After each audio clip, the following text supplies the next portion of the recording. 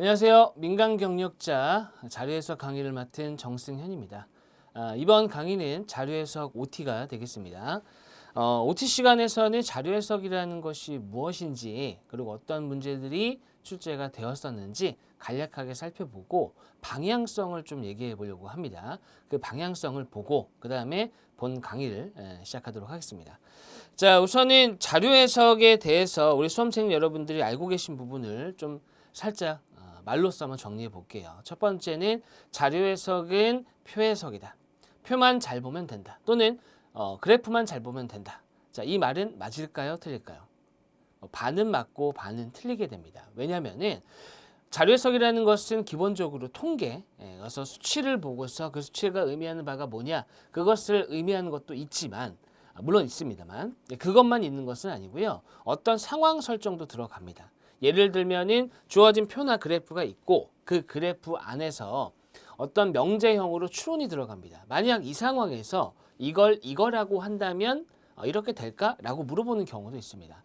그렇기 때문에 단지 표를 잘 본다 만으로는 해결이 안 되는 거죠. 상황 자체도 이해가 좀 필요한 부분이 있습니다. 그래서 자료해석이라는 것을 단순히 그냥 표나 그래프만 보고 푸는 문제라고 보기에는 좀 한계가 있다라고 생각하시고, 결과적으로 말씀드리면 자료해석은 언어 논리나 상황 판단에 비해서 어쩌면 정복하기가 좀 더 수월한 파트가 될 수 있다라고 말씀드릴 수 있을 것 같아요. 왜 그러냐면은 자료해석은 아주 다양한 유형이 있어 보이지만 실제로는 그 많은 유형들은 몇 가지 유형으로 귀결이 됩니다. 그렇기 때문에 그 근본적인 것들에 대해서 이해가 되신다고 한다면 우리 수험생 여러분들은 부디 어렵지 않게 자료해석을 정복할 수 있지 않을까 싶은 생각이 듭니다. 자, 이번 OT 시간에는 자료해석 필수 유형에 대한 얘기를 시작하기 전에 기존에 어떤 것들이 나왔었는지 경향이라든지 그 다음에 자료해석에 대한 총평을 하면서 시작하도록 하겠습니다. 자, 우선은 자료해석에 대한 평가 대상이 됩니다. 물론 글자가 매우 크게 들어가 있지는 않아요.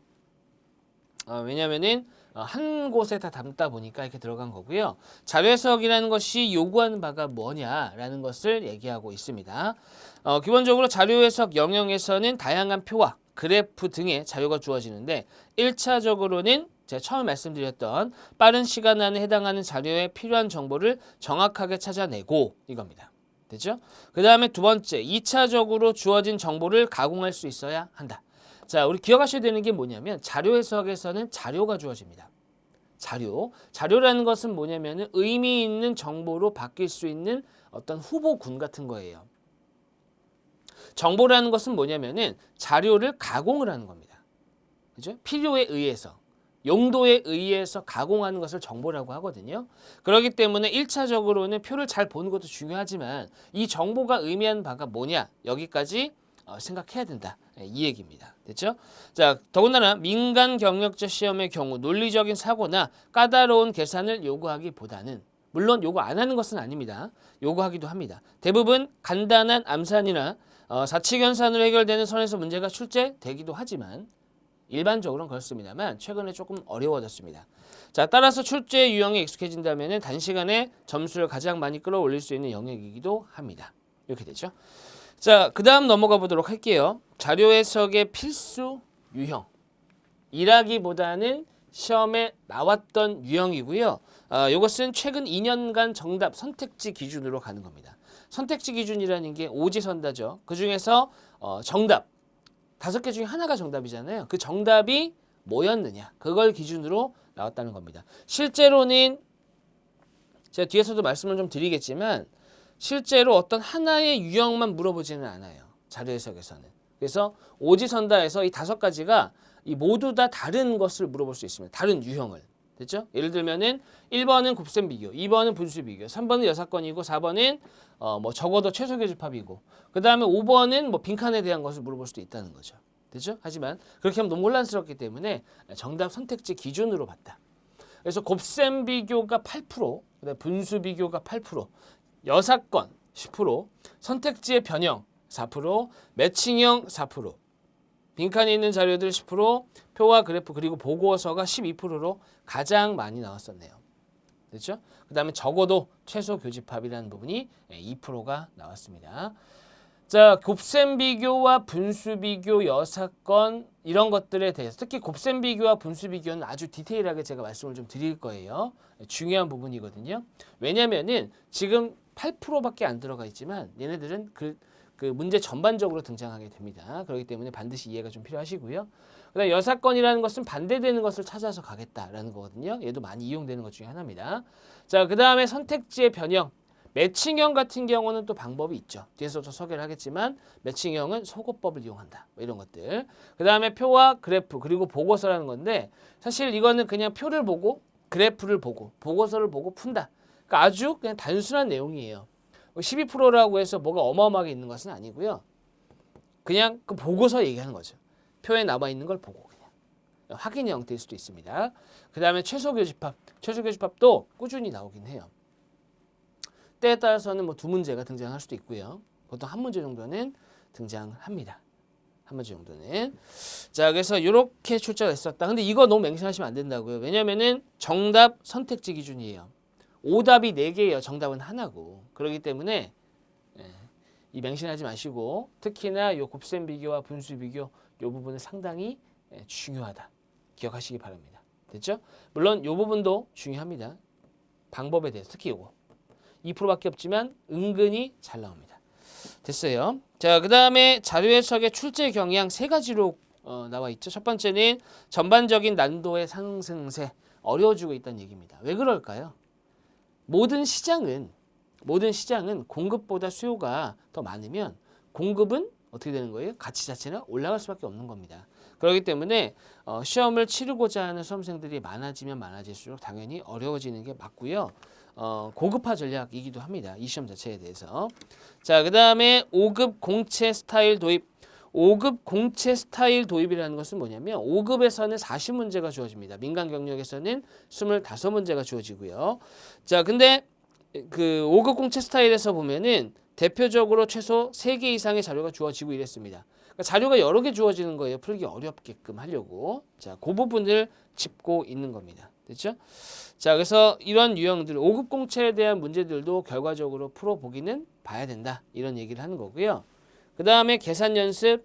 계산 연습은 뭐 이런 겁니다. 결과적으로 계산을 잘하는 것은 아주 유용합니다. 근데 이 자료 해석에서 요구하는 것은 이 계산 결과가 정확하게 얼마야 라고 하는 경우도 물론 한 문제 정도는 있을 수 있어요. 정확하게 얼마냐는 것. 근데 그게 사실 자료 해석은 아니거든요. 그건 자료 계산이라고 해야 되죠. 물론 자료 해석 내에서도 계산이 있지만, 됐죠?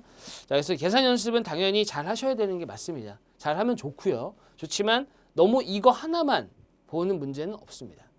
실제로 계산을 매우 잘한다 하더라도 선택지에 주어져 있는 것들을 모두 다 계산한다? 한 문제 2분? 택도 없습니다. 택도 없습니다. 자, 그렇기 때문에 단순히 계산만 한다? 그렇게 가시면 안 돼요. 자, 그러면은 2019년 자료 해석 총평 한번 내려보도록 하죠. 총 5가지로 구분이 좀 되어 있습니다. 자, 첫 번째 바로 높아진 난도. 자, 요것은 방금도 말씀드렸던 내용 중에 하나입니다. 표는 길어졌고 계산은 복잡해졌다. 통상 패스레이트는 한 문제에 2분이라는 고정관념이 있습니다. 자, 25문제이기 때문에 2분이 주어지면 50분이고요. 10분 정도는 어떻게 하는 거예요? 좀 더 투자하거나, 그죠?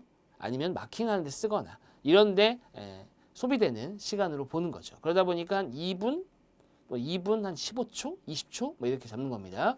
자, 마킹까지 생각한다면 2분 한 10초 안에 끝내야 되겠죠. 자, 근데 문제에 따라서는 1분 미만으로 끝나는 것도 있어요. 왜냐면은 유형에 따라서 확인하는 경우가 답인 경우가 있거든요. 뒤에서도 말씀을 드리겠지만 문제에서는 답이 나오면 끝내는 게 자료 해석이에요. 물론 다른 것도 마찬가지겠지만 문제에서 2번에서 답이 나왔다. 3, 4, 5번을 왜 봅니까? 그죠? 교수님 틀릴 수도 있잖아요. 2번이. 그렇게 생각하면은 반도 5%예요. 그렇게 가면. 됐죠? 그러니까 그렇게 생각하시면 좋을 것 같고요. 3분이 넘어가는 문제도 있습니다. 물론. 그렇기 때문에 그런 문제에 투자하려면 1분 안에 끝나는 문제는 끝내줘야 됩니다. 그런 부분 체크해 주시고요. 자, 그 다음에 두 번째. 단순 계산의 비중 감소. 여기서 단순 계산이라는 것은 계산을 주양창 해가지고 결과를 어렵게 내는 그 단순 계산을 얘기하는 것이 아니라 계산 중에서도 원래 그냥 가볍게 나오는 것들이 있어요. 예를 들면 어떻게 하다 보니까 5분의 1이다. 20%네? 이런 간단한 문제가 좀 사라졌다는 얘기입니다. 아주 쉽게 나오는 거. 그죠? 그러다 보니까 어떻게 되겠어요? 전체적으로 난도가 올라간다라고 느낄 수도 있죠. 그런 아주 간단한 것들이 없어지다 보니까 전체적으로 문항마다 그 배정되는 시간이 조금 늘어나는 겁니다. 그러다 보니까 어떻게 되는 거예요? 아무래도 좀 어렵게 느낄 수밖에 없다. 특히나 어떤 수리적, 수학적 센스를 요구하는 게 있어요. 그러니까 이 센스 같은 경우는 하루아침에 키워지는 건 절대 아니에요. 근데 기억하셔야 되는 건 뭐냐면은 이 수리적 센스 같은 경우는 결과적으로 키울 수 있습니다. 실제로 저도 오프라인에서 진행할 때 키우고 있어요. 안 된다라고 생각하면 안 되는 겁니다. 이렇게 숲이 있습니다. 숲이 이렇게 울창하게 있고 여기에 버스 정류장이 있고 저희가 우리 집이에요. 그러면 맨날 이렇게 돌아가요. 돌아가는 게 길이에요. 원래가. 근데 언젠가 보면은 누군가가 여기다 길을 막 내놓죠. 그렇죠? 어떻게 알아요? 그럼 길이 나 있어요, 이렇게. 맞죠? 그 길. 계속 어느 순간 한 달, 두 달 지나면 어떻게 됐어요? 아예 길이 돼 있죠. 그렇죠? 그런 것처럼 이 수리적 센스라는 것도 계속 그 센스적인 부분, 센스로 푸는 문제의 스타일에 대해서 자꾸 해보려고 해야 됩니다. 센스는 감각이에요. 키우는 겁니다. 키우는 거. 감각은 키우는 겁니다. 영원히 안 되는 게 아니라고요. 그러니까 자꾸 해보세요. 됩니다. 자, 그 다음에 어려웠던 문제. 자, 그래서 뭐 이런 것들은 어떤 문제가 어려웠다, 어떤 문제가 어려웠다 이런 얘기가 있는 거죠. 그렇죠? 어려운 문제도 있었다. 상대적으로. 기존에는 이렇게 얘기하는 거죠. 기존 쉽게 봤는데 좀 어려워진 거예요. 됐죠? 만만치 않다. 이렇게 싶어지는 겁니다. 그 다음에 상황 판단형 문제들. 이 상황 판단형 문제라는 게 뭐냐면은 문제가 단순히 자료를 보고서 판단하거나 아니면은 선택지를 보고서 자료를 빗대서 어떤 추론 형태로 가는 형태가 아니라 상황 판단, 상황으로 줘버리는 거예요. 그래서 이 상황이 이해가 돼야 이 자료를 활용할 수 있는 그런 상황 판단형 문제가 나왔다는 겁니다. 골치 아파요. 실제로. 근데 상황 판단에서도 이런 문제에 대해서는 일단 상황이 이해가 되면 쉽게 끝나는 경우가 많아요. 마찬가지로 자료 해석에서도 그렇게 끝나는 거고요. 설사 이게 매우 어렵게 나온다 하더라도 이거는 매우 어려운 것은 다 공통입니다. 공통적으로 매우 어렵고 매우 풀기 힘든 문제다. 특히나 끝에쯤에 있는 문제다라고 한다면 다 같이 틀릴 가능성이 높은 거예요. 그 문제에 투자하는 시간을 차라리 검토하는 시간에 투자하십시오. 됐죠? 네, 그렇게 나왔었다. 자, 그 다음에 마지막으로 앞으로의 전망 및 대책. 자, 높아진 난도를 의식해서 무턱대고 5급 공채 문제를 풀어보는 것은 도움이 되지 않는다. 총평이에요. 총평인데 무턱대고 안 풀면 됩니다. 무슨 얘기냐면 5급 공채에서 자료 해석이라는 게 저는 자료 해석을 이 PSAT 민간 경력뿐만 아니라 5급 그 다음에 공기업 직업기초 능력, NCS 수리 능력 그 다음에 기타 자료 해석에 들어가는 과목들은 다 하고 있어요. 다 하고 있는데 큰 차이를 보이지는 않습니다. 물론 어느 정도의 궁극적으로 요구하는 바가 조금씩 다르기는 해요. 다르긴 하지만 그래도 전체적으로는 비슷합니다. 전체적으로는. 그렇기 때문에 5급 공채를 보는 것은 도움이 안 되는 건 아니에요. 분명히 도움이 됩니다. 됐죠? 더군다나 시간까지 재고서 빠른 시간 내에 해결할 수 있는 능력을 키우는데 도움이 분명히 됩니다. 다만 민간 경력자가 그 정도까지 어렵게 나오냐 이거예요. 그렇지는 않기 때문에 너무 이거에 빠지지 말아라. 이렇게 정도 보시면 되겠습니다. 그죠? 여기서 무턱대고 보지 말라는 게 보지 말란 얘기가 아닙니다. 됐죠? 보란 얘기예요. 보란 얘기입니다. 자, 그래서 그 문제들을 잘 활용해서 가면 좋고요. 유형을 좀 정리할 필요가 있어요. 왜냐하면 뒤에서도 말씀드리겠지만 이런 유형에서는 문제가 이렇게 흘러가는 경우가 있어요. 이렇게 흘러가는 경우가 있으니까 그런 경우도 좀 익숙해지면 좋을 것 같습니다. 자, 됐습니다. 그래서 OT 자료 해석에 대한 총평까지 해서 OT 강의 마무리하도록 하겠습니다. 본 강의에서 뵙도록 하겠습니다. 수고하셨습니다.